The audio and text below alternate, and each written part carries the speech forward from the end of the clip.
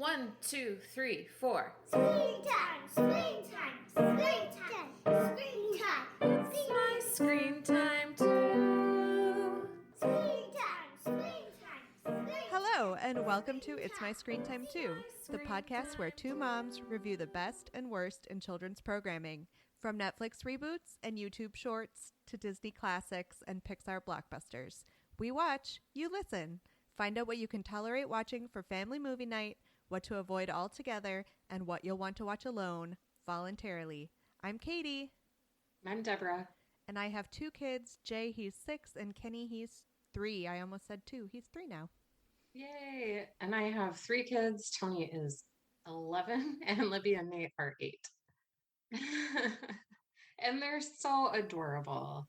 We like to tell a quick story about how awesome or sometimes awful our kids are, because in addition to being witty and incisive pop culture consumers, we're moms too. I want to tell you about my main Potterhead, Libby. She has been getting downloadable audiobooks from the library. So she's had the Harry Potter books read to her, mostly by Jeremy. She's read all of them herself. And now she's listening to them audiobook style. And she just like walks around with the iPad clutched to her chest. And then she'll sit down and, like play with toys for a while and listen or like do a craft or whatever. And she's just like in this Harry Potter dreamscape all the time. And I love it. Oh, that's adorable. And thank goodness for audiobooks. Right? Yeah. She's using the iPad, but in terms of the screen time pyramid that I like to go by, that is like a freebie. Yeah, it's barely even on the pyramid. Right. How about your kids? Well, I told you about the bloody shark backpack, right? No. Okay, then I bet that sentence sounded really weird. It did. So I go to get my kids' backpacks.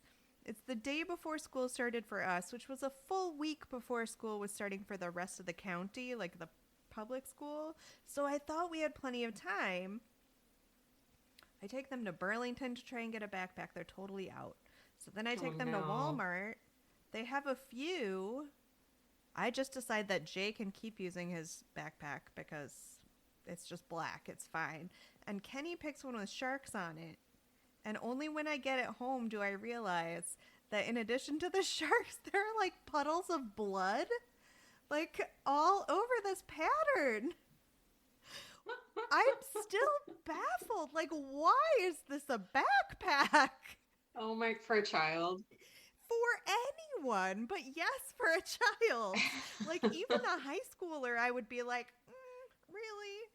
So then at the last minute, I had to make all these patches and like sew them strategically all on the backpack to cover up the blood spatter. Oh my gosh, that's so funny.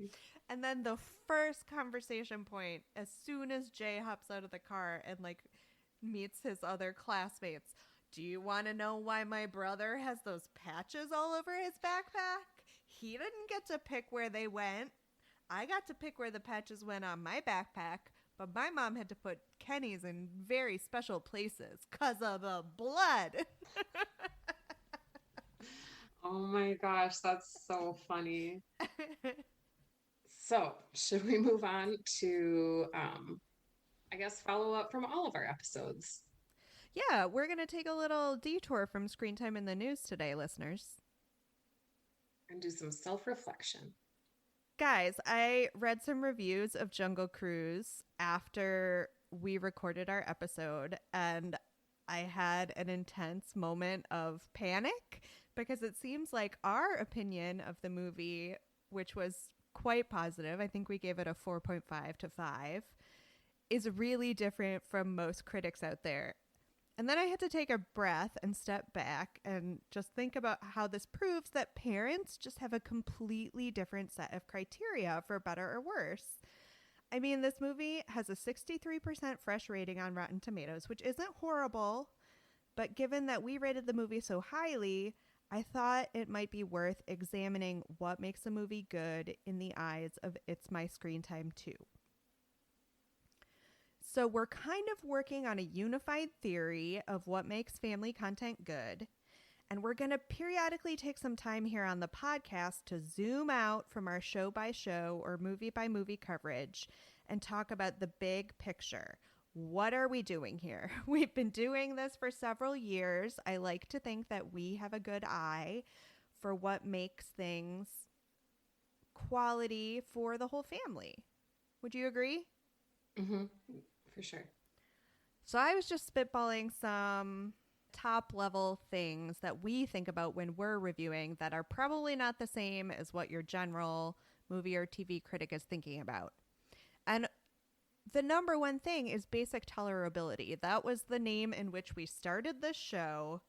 Doesn't make us want to gouge our eyes out. And that is still the thrust behind what we watch. We want to find things we can watch with our kids that don't make us crazy. And we want that for you too. Parenthood does not damn you to a lifetime of Coco Melon. And that is, I think, the most important thing behind what we do. Totally. There's this podcast that I have recently started listening to called The Purpose Show. Ali Casaza. I don't know. She's a mom influencer. And her whole deal is that like the culture at large is kind of always telling parents that parenting is really hard and moms are struggling and we're all like suffering under the burden of raising children. And her whole deal is like, it doesn't have to be like that. You can be a parent and enjoy it. It can be fun. And like that's kind of our deal with children's media. Like we want to find things that are fun for everybody to watch. And now is the perfect time to do that because, as our watch list proves, there's a ton of stuff out there, guys. You don't have to watch the crappy stuff. Mm-hmm, mm-hmm. Just because your kid gets sucked in by it doesn't mean that you have to watch it, because you can easily find something your kid will get sucked into just as well that is more tolerable to you. Mm-hmm. All right, so the second and slightly, to me, less important factor is appropriateness. And it's safe to say that we started out with less of this being a mandate than it is now, but I think we do definitely look at whether or not the content is good or appropriate for our kids, considering their various ages and levels of maturity. I know that I really wasn't doing that at the beginning, but I'm doing it a lot more now. How about you? Yeah, totally. And I mean, this like all criticism is very subjective. And I don't know, what's appropriate for my 11-year-old might not be appropriate for your 6-year-old, because maybe my 11-year-old has like a scare threshold that is Right. not as high as your 6-year-old. Although some days with Jay, I don't know. It just seems to really fluctuate. So it's not a perfect scale. We're still working on it, guys. Mm-hmm. And that kind of dovetails into the idea of balance. It really is about balance in all things when we're watching kids' TV and movies, because it's about balancing an engaging plot with concepts that are comprehensible to young kids. It's about balancing simple humor with more sophisticated laughs, balancing education with entertainment. It's all about trying to find that perfect point where things are enjoyable to everyone all around. Mm-hmm. Slightly more important for me at this point than I think for you in your stage of raising your kids is the concept of repeatability. And that is just, the younger kids are, the more they want to watch things again and again. And I think that's an important factor, too, to whether or not it is good across the board, is whether or not grown-ups can tolerate watching it again and again, too. Yeah, and I think that that's really important and doesn't get acknowledged by like common sense media. Common sense media looked at their standards for evaluating shows, and it's like very, they have a great rubric. It's very scientific, I guess. But I think we are different because we're like how many times can I tolerate this Yeah. being in the background as the soundtrack of my daily experience? It's amazing how your opinion of a show softens too as time passes after you've had to watch it a lot. Like, you remember when we reviewed Puffin Rock and we both really loved it? And for a Hmm. while there, my kids were watching it all the time. And it was great on the repeatability scale because I still found it really soothing and really pleasant. And even on the bazillionth watch, I could tolerate it. Well, today I was scrolling through my Twitter feed and I saw an ad for a new Chris O'Dowd movie and it looked really good. And I was tearing up watching the preview. And I was like, yeah, but Chris, I really want more Puffin Rock. So repeatability has to be on our scale somewhere. And then I think, in contrast with the idea that we started the podcast off with, which was tolerability, something that we've definitely learned to embrace over the course of the podcast is the concept of engagement. Through all of our screen time in the news reading, we have learned that that is the number one thing that makes screen time for kids okay. I don't know. That's a horrible way to put it, but You're not like you don't like you can just turn on the TV and have it be like a very passive experience to keep your kids sitting still in a room so you know that they're safe while you can like take a shower. But what we really want is for them to be like learning something from it. It doesn't have to be like learning your numbers or letters or whatever. Like you've talked about how you want your kids to like follow a plot, and I think that is a valuable thing. So shows that are good have that and are challenging for your kids and you and lead to good conversations. Am I going in the direction you want me to go? yes, yes, that is perfect. And I think everything we've read and learned about the perils of screen time really does focus on the perils of passive screen time. Hmm. And to me, this engagement factor is what really alleviates some of the guilt associated with having screen time with your kids. So, based on these criteria and the ones we haven't been able to fully articulate yet, not that we necessarily articulated any of those in a great way, The Jungle Cruise was a hit for us in a way that it wasn't a hit for more traditional critics. More artistic judgments are definitely important, but maybe not as important for our purposes. So thank you for letting us blather on about that a little bit. Hopefully it clarified things for you. I clarified things for me, helped me work out any guilt I might have about not having similar opinions to quote unquote real critics about the Jungle Cruise. How about you, Deborah? I don't know. I don't think that you need to feel bad about liking something that a paid film critic didn't like as much as you. I think it's fine. Spoken like someone who is engaged with a lot of children's television content. You're right. It would be boring if we were all the same. I wish I knew the Daniel Tiger song for that because I would sing it right now. All right, should we move on to our main topic for the day?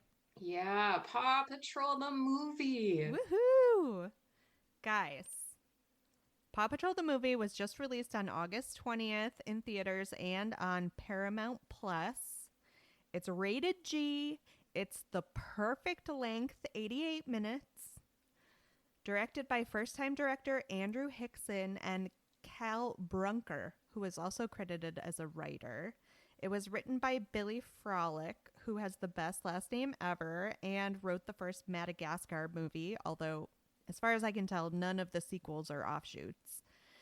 It stars some of the cast from the show, like the voices of Sky, Rocky, Rebel, and Marshall, but there's a new voice of Zuma, Chase, and Ryder. And there are also new side characters voiced by better known actors like Dax Shepard, Randall Park, Yara Shahidi, and Jimmy Kimmel. So, as if you don't know, listeners, what rock have you been living under? This movie is based on the show that began running in 2013 and is still going strong on Nick Jr., with many iterations that have the core of 6 pups as superheroes, spies, and dinosaur caretakers. But this kind of takes them back to their roots in the quote unquote real world. And it finds the pups moving from their idyllic hamlet of Adventure Bay to Adventure City to fight takeover plans by Mayor Humdinger, who is a recurring villain on the original show. He's mayor of a lesser town called Foggy Bottom, and he's always trying to take over Adventure Bay. And in the movie, he has larger aspirations to take over Adventure City. Why did we pick it? We rarely revisit properties. I was thinking about it. Was the only other time we revisited something we had already reviewed when I made you watch Zombies 2 because I really liked zombies? Yeah, that was okay though. That was good. But Paw Patrol is really such an enduring favorite. It was already going strong when we started this podcast 4 years ago, and it's still a juggernaut. It seems to be worth reconsidering. And I don't know under what circumstances you watched it, Deborah, but my husband was out of town. I was alone with my kids all weekend. This was already happening anyway. So obviously, I felt we should cover it on the show. Yeah, my kids knew it was coming out. So if it weren't a pandemic, we would have made it a big theater outing. But instead, we got a trial from Paramount Plus. Watched it. Do you still watch a lot of Paw Patrol at your house? Are your kids into it? We're on a downswing. I'm confident it will come back up, but for now, we have not been watching very much Paw Patrol. Yeah, it's more of a preschool show, early elementary show. My daughter loved it, loved it, loved it, loved it so much. She wanted all the Paw Patrol pups and she played endless games with them. And she loved this one t-shirt. She would wear it every chance she got. And then last year in 2020, she kind of returned to it, sort of like adults started what were like rewatching The Office and Friends. Like for her, it was, I think, like pandemic driven. Like, this is comforting. I loved this when I was a little kid. It makes me feel safe, gives me the warm fuzzies. So we didn't watch it for a long time, but she got back into it. And then they were all excited for the movie because Tony had watched it as a little kid. And so he had fond memories of it. So I wasn't sure if he would want to watch it, but he did. Oh, I love that. I love that his childhood nostalgia has already kicked in. Yeah, I know. So let's talk a little bit about the track record of movies based on existing shows like Pokemon, My Little Pony, the Simpsons movie, which my boys just recently watched, and now they've been singing that Spider Pig song all the time. So, what's the appeal? I'm willing to say that it's just like a crass money grab based on the entertainment industry. Because, like, if they know something is successful as a television show, of course, people are going to pay to see it in the theater and make extra money. And then they can create merchandise and people will buy it and then they'll make even more money. So, what do you think? Well, I feel somewhat silly for not knowing this, but how much more money do you think a movie makes than a successful long running TV show?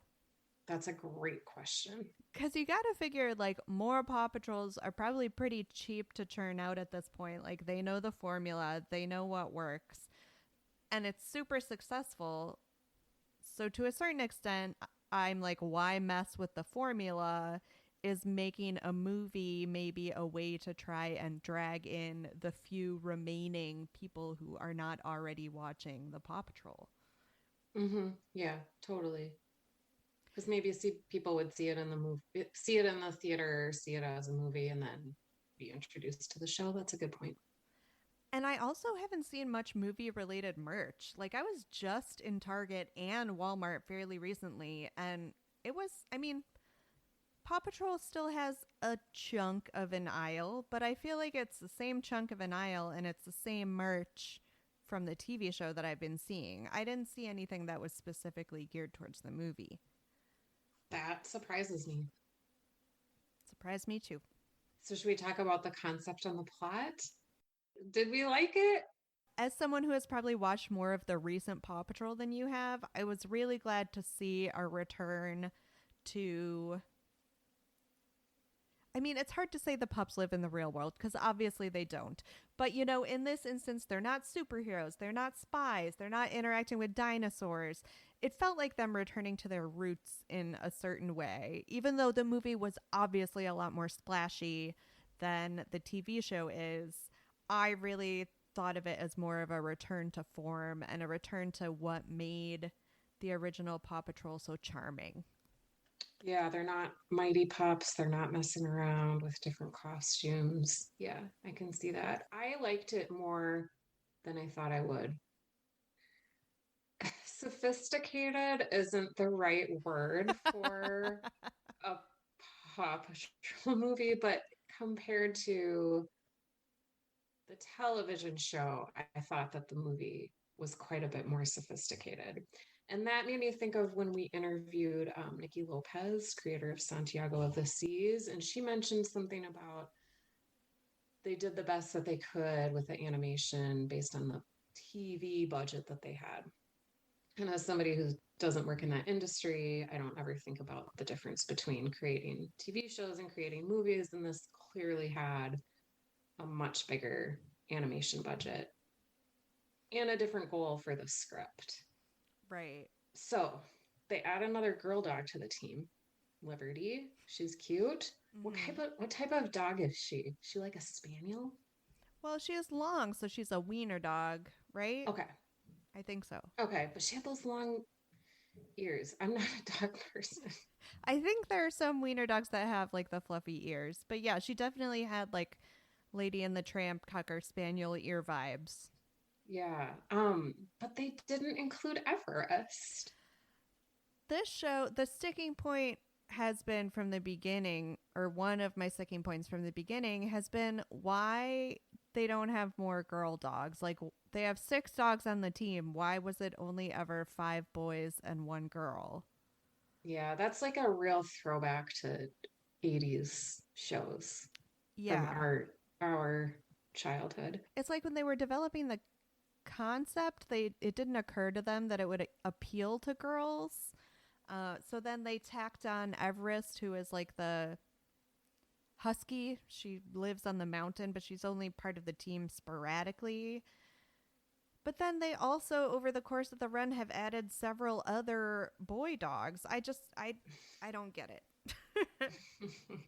Also, on behalf of my younger sister, why can't Zuma just be a girl?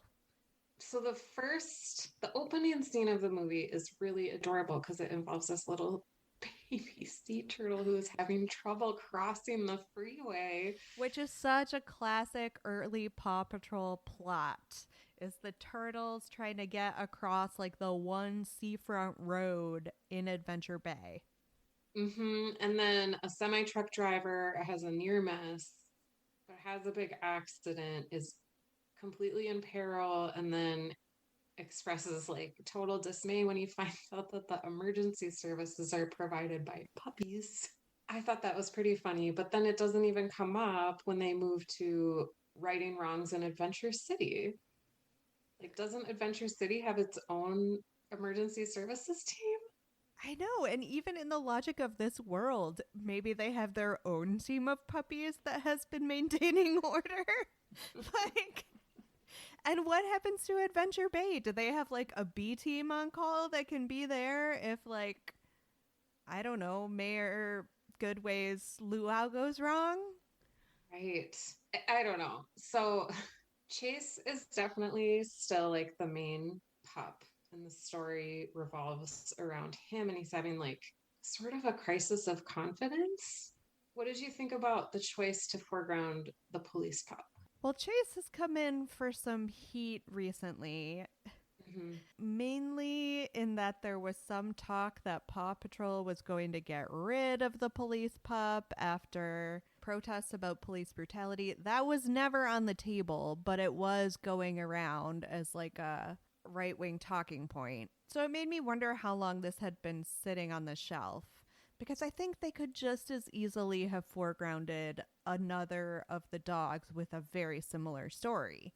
Like, we had never heard about Chase's origins in Adventure City before this point. It could have just as easily been Marshall, who was adopted from the mean streets of Adventure City.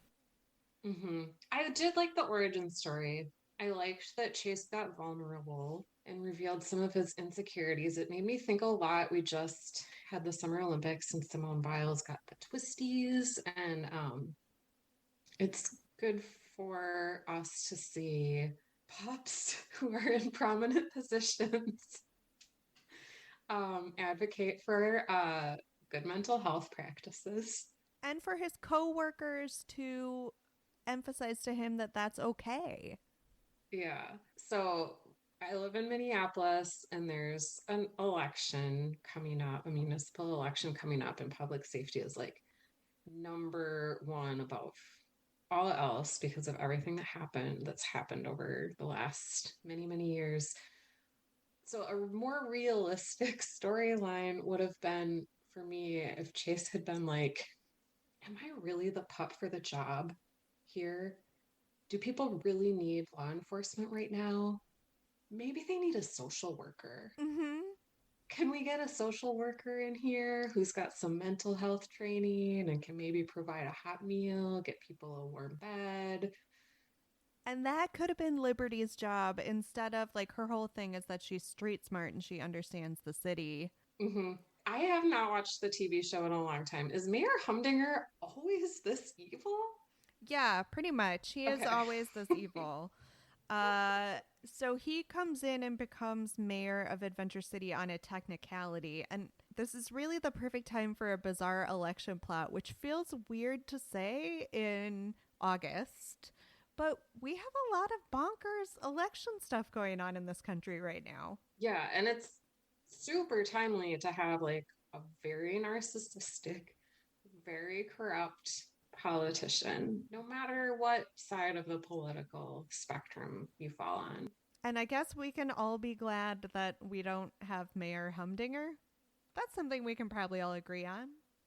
Hashtag Humdinger. Hashtag Humdinger 2022. He is a great, great villain. Oh, yes. Oh my gosh.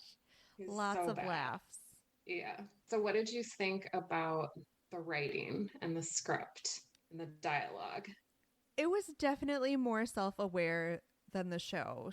Starting with the Mhm. moment that you mentioned where the truck driver actually points out the absurdity of having the pups in charge of rescuing people and solving crimes and whatnot. Like, the show would never really broach that. Mhm. And also, I've always been super curious about where Ryder gets his money. So they move to Adventure City and they have this huge high rise headquarters. And one of the pups, I think it may have been Sky, I don't know, was like, how do we afford this? And Ryder just comes out and says, merch sales. That was really funny. Because I can believe it, Ryder. I really can. Hmm. So thoughts on the cast and the characters? And did anybody stand out? Did you love or hate anybody? I looked at the cast before I watched the movie. Did you?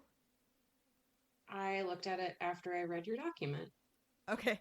So So I, I I didn't was recognize any voices. I was on the lookout for these more prominent voices, and because none of them, with one exception, which I'll get to in a minute, none of them were part of the core cast of Ryder and the Pups. It just Hmm. felt like they were wasted. Like, why did they even invest in talent like this? Yara Shahidi's character in particular, I thought was just totally wasted. Yeah.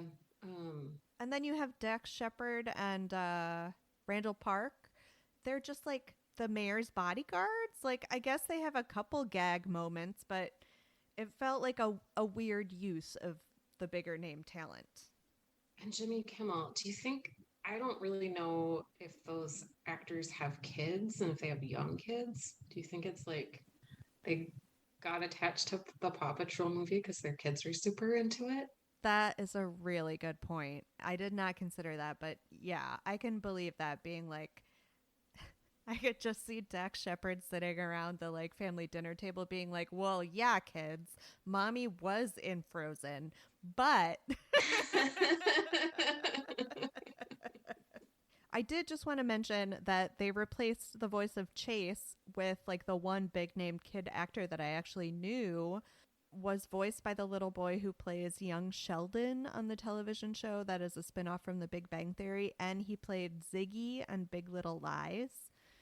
So they definitely felt like they needed to have an actor with more heft to pull off this crisis of conscience that Chase was having. And he did a nice job. It was very, very well done. I felt bad for whoever the poor boy is who voices Chase on the actual show. Yeah, but maybe like his voice changed. No, they have definitely cycled out actors over the years because it has Oh, been okay. since 2013. So there are a couple of them that are still the same as they ever were. Like I think Rubble is the same, but they've definitely cycled out voices. I did not know that. You are a close watcher of Paw Patrol, I just got to Katie. get that engagement, those engagement numbers with my children high. So I have to watch. So now let's talk about the look of the movie. So the animation was much more incredibly detailed than the television show. I loved the different machines that they use. Like it seemed like each pup had a new vehicle with brand new, super awesome features to debut. And I mean, it's not a camera, but like the way it was drawn is like, was definitely like car commercial, just like the gaze of the camera was on the car and it was just like a very, can I say, like sexy Yeah. unveiling. Yeah. As someone who does not care about that stuff, Yeah. that kind of extended sequence where Chase gets his like new sweet ride for Adventure City and they're like focusing on all the gauges and like you see all these like you were saying very sexy car commercial shots. I was like, "Ugh, can we just get to it already?" And then they show him like shooting out of the new headquarters into what appears to be their own lane of traffic. Seriously, the money. Some of them were pretty inventive. Like there was a water cannon that shot like enormous cannonballs of water to put out fires. I don't know. It was entertaining. Well, you know, speaking of merch, like that has to be an idea behind these new vehicles that they're eventually going to be made and sold to kids, which is why I was shocked to not see any new merch when I was out shopping. Yeah. So you looked it up. So Guru Studio, which is based in Toronto, does the animation for the show, but the movie was made by the Montreal office of French studio Micros Image, who also animated one of my quote unquote favorites, the Captain Underpants movie. Your face. I mean, that was priceless. Guys, Deborah just went on a whole journey trying to say the word favorites about the Captain Underpants movie. Oh my gosh. Speaking of repeatability, oof, my kids have a love of that movie that I will never understand. So, what grown up movie or TV show were you able to compare this to? Well, speaking of the extended musical montages of the vehicle action scenes, it made me think of the Fast and the Furious movies because it's like a gang of like a crew who's working for one goal and they're all like big gearheads Uh huh. at the same time. So that was my main comparison. How about you? Oh my gosh, our heads must have been in the same place because not to skip ahead, but this was totally my gritty HBO reboot was I wanted a crossover movie. So I wanted like the one they released this summer was F9, right? So I want like F10 to be a crossover with the Paw Patrol because I can just see like Vin Diesel and The Rock like interacting very seriously with these computer animated pups. I think technology has come far enough to make this happen. They've already been to the moon. I think this is the next logical step. I think that actually makes a lot of sense, and people would be into it. And talk about engagement with People, our kids. It would be yeah. great. Did you cast a gritty HBO reboot? Yeah, this is a go on this journey with me. Do you remember the comedian Sarah Cooper, and she did those TikTok videos that was her lip syncing to Trump's like jibber jabber? Yes, I do. For a minute, I Okay. was going to say you lost me at TikTok, but I guess, yes, I do remember that. You don't have to have a TikTok subscription login to see those Account, like account, right? I don't know. Profile? I What don't is have a TikTok. technology? Okay. And remember the silly egg opening toy YouTube videos that we reviewed way back in the day? Remember, they are a part of my life now in a way that they were not then, but go on. Okay, so I would love to see somebody with a nice collection of Paw Patrol figurines dub or lip sync the Paw Patrol toys over Real Housewives dialogue. I think that could be really funny. That does sound amazing. And I wish we could game this out because I don't have a good enough familiarity with any of the Real Housewives franchises to be like casting appropriately. Do you? Me neither, but I just read a profile of Kathy Hilton because she's new on one of the Housewives of New York, maybe. I've never gotten into it, but the algorithm would really love that. I would really love to see Sky just unleashing some serious, like, table flipping energy. I like where this is going. I like it a lot. So, do you think it was better when we were kids? Did this remind you of any like TV to movie crossovers that you watched when you were younger? Not really, but because the toys are so enmeshed with the show, it reminds me of those 80s properties like Care Bears, where like, which came first, the toys or the show? I actually have no memory of a Care Bears show, but the first Care Bears movie, man, that is like indelibly etched on my brain. I loved that movie so much. Yeah, how about you? Do you think it was better when you were a kid? I have a lot of fond memories about things like the Care Bears movie, but I'm willing to bet that they were 9,000 times less tolerable to parents than this was. Mm-hmm. Mm-hmm. Would you ever watch the Paw Patrol movie alone voluntarily? No, but that's because my kids liked it a lot, and I'm sure I'll watch it again. As we're recording this, yeah, I've definitely watched it a hair over 3 times, and I do not need to be watching it by myself. Should we do 10 seconds on whether this is good for our kids? We have a good age range to like explore this one.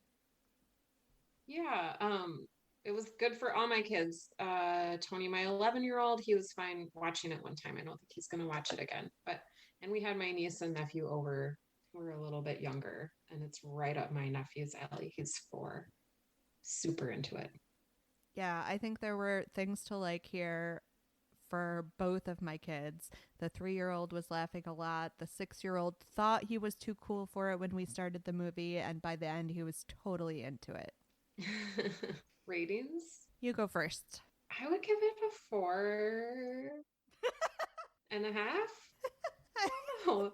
That delivery was spot on. That's good audio. That is good audio. You know what? I looked back on our rating for the original Paw Patrol. We gave it a 3.5. I kind of think I stand by that for the movie. I find Paw Patrol to be perfectly tolerable, but it's nowhere near my favorite of shows for the preschool set. And I kind of felt the same about the movie, even though it was prettier to look at. So maybe I would nudge up to a 4, just because as a grown-up, it was a bit more visually interesting. Mm-hmm. Thank you so much for tuning into this episode of It's My Screen Time Too. Please rate and review us on Apple Podcasts or your podcast platform of choice. You can check out our website at myscreentime2.com. You can find us on social media. We're on Facebook, Instagram, Twitter, even on Gmail at myscreentime2. Send us your show or movie suggestions, article recommendations, or general comments about the show. Our theme music was composed and performed by me and my adorable children, and our podcast is produced by Katie. Tune in next time for more real talk about the movies and TV beloved by kids and tolerated by parents. Bye. Bye. Screen time, screen time, screen time.